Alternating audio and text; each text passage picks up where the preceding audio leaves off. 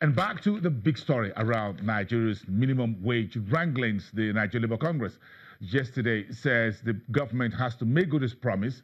The president received the tripartite panel report 2 days ago. Now the Labour Congress says the government must pay the new 30,000 minimum wage in 1 month. Yesterday we were talking about when will this new wage be paid. No one was sure. The president did not give any timeline. Let's expand these conversations, the politics and the economics of the new minimum wage. Bismarck Rawani, the CEO at Financial Derivatives Company and Channels Television economic consultant, is live to us via Skype from downtown Lagos to weigh in on this conversation, the politics and the economics. Mr. Rawani, tell us about the politics. Let's deal with that first. The politics is that the minimum wage is a law. For the minimum wage to be made into law, it has to go through a process. The president has to approve it. He has to get the National Economic Council to agree to that, and then he has to get the Parliament, the both houses of Assembly, to pass it, and it becomes a law. Anybody who does not pay the minimum wage, either in the state, local, or private sector, will be breaking a law. That is the politics of it. But to get all of these guys to agree, that's the president on one hand, the National Assembly on the other, and all the governors in the heat of a political campaign, it is easier to put 50 flies in a matchbox than to get all of them to agree. 1. 2, the economics of it, there are 4 critical items that you have to think about. 1 is that this wage was agreed 8 years ago. If you have to add the combined cumulative inflation between then and now, it comes to about 120%. So to bring the workers back, to make them to cover their inflationary depletion of their wages, you need to pay them 41,000 naira. It was $200. 18,000 was $200 in 2008. To give them $200 today in naira, you have to give them 76,000. So what do we have? We have 18,000. We have the government proposing 22,500. We have the workers demanding 30,000. We have the inflation reflective number of 41,000, and we have the exchange rate adjusted number of 76,000. Now, if the government is to accept 30,000, one is to accept it, and they're willing to pay. The other one is to be able to pay. The states say they don't have the ability to pay, but the states are being disingenuous because in 2008, the states were getting 115 naira for every dollar that was converted into a federation account. Today, they're getting 325 naira.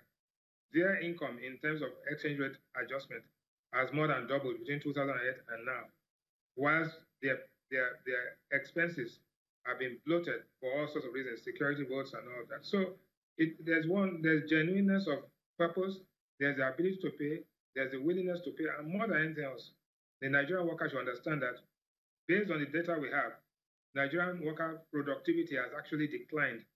It is now minus 0.7. So you are going to be paying wages for an unproductive workforce. The only way to make that workforce productive is to ensure that they have power supply, that they have infrastructure bottlenecks and constraints are removed.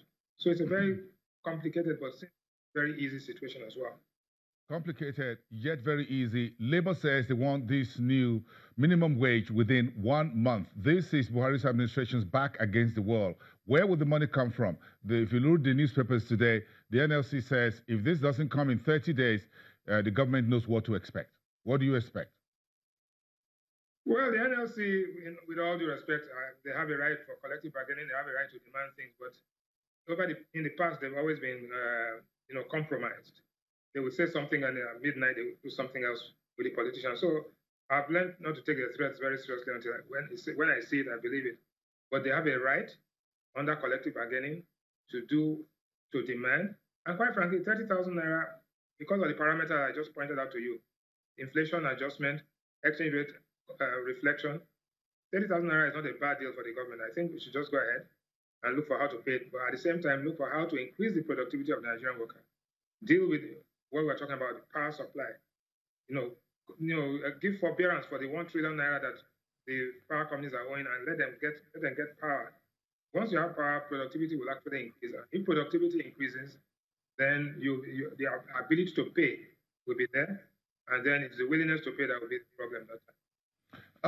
Your organization, FDC, talks always about living wage and the mystery index. Put that together within the new 30,000 naira minimum wage. Well, you see, inflation has come out at 11.2%. 2.3. We are projecting that it will go higher this time. Unemployment data has not been released in the last 12 months. I think they will release it on the 26th of November this month, hopefully. If you look at those two things, they are pointing towards a misery index. Today, the misery index is about 52. We are projecting that by December, the misery index will be about 56. If that happens, that means that 56% of Nigerians are miserable. The other 44% are not prosperous, but at least they are getting by. So it is to reduce the number of miserable people in the country. That is the objective. And if you do not do that, it becomes very difficult for the government in power to go into an election when the misery index is increasing. If it increases in 3 consecutive quarters before an election, the incumbent always struggles. In most cases, the incumbent gets fired. Wonderful. Thank you very much. Let's leave it there for today. Bismarck Rawani, the CEO at Financial Derivatives Company and Channels Television Economic Counselor, talking about the minimum wage wranglings is not over yet.